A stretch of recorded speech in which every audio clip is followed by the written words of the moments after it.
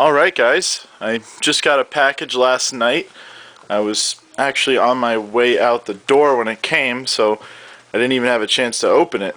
So it is from Singer Alternators, so I do believe this is the package that I'm looking for. So let's see. Alright, the single line right here indicates that this is an externally regulated alternator, whereas this one has just this plug that's just sitting here that I can actually take out. Now my factory plug can go straight into there, no issues. This will power the 12-volt side of the car.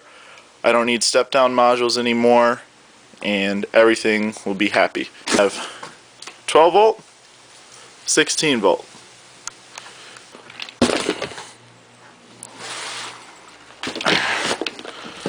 Looks like everything is correct.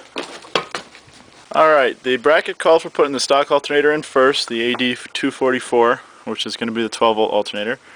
And now we're going to bolt everything down and start putting the other alternators. For those of you that are going to be doing this, to get that alternator down there, there's a box right here.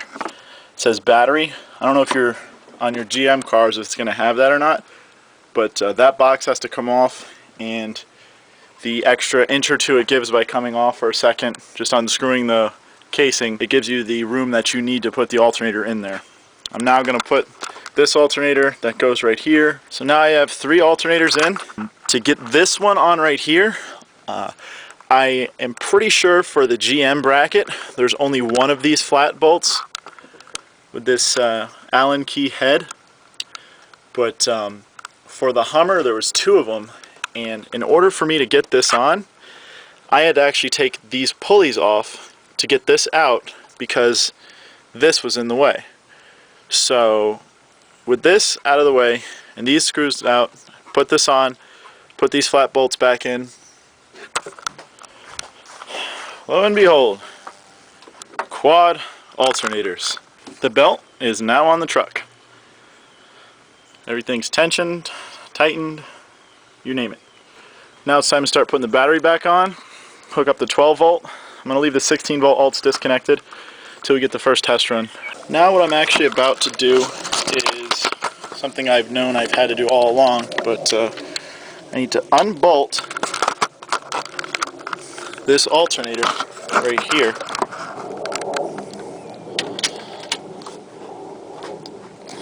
And I'll show you why in 1 second. Alright, there we go.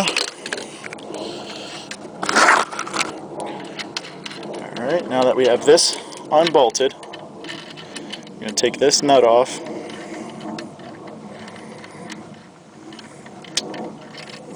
Be careful not to drop it.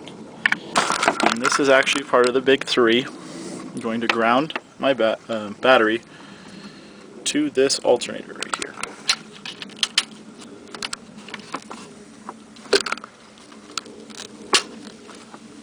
Just like so. Now we're going to bolt it back in, tighten it up. The time has come that we need to turn the car on. I have one alternator hooked up right now, just to the factory wire that comes over to the truck. I'll be honest, I'm really nervous about turning it on because so much has changed since. I honestly am not even sure if it's going to start because the battery's reading like 10 volts. So here we go.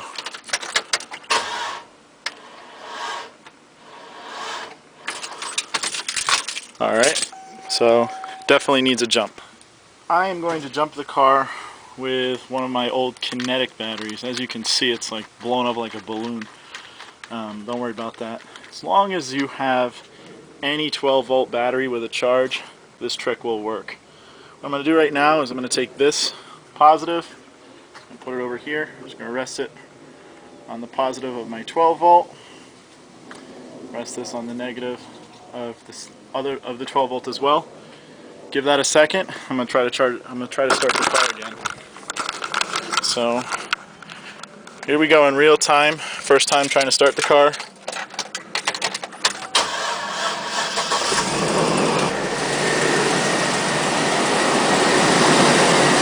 Everything appears to be spinning good. Look at that. I'm very, very excited now. Words can't describe how difficult this install really was.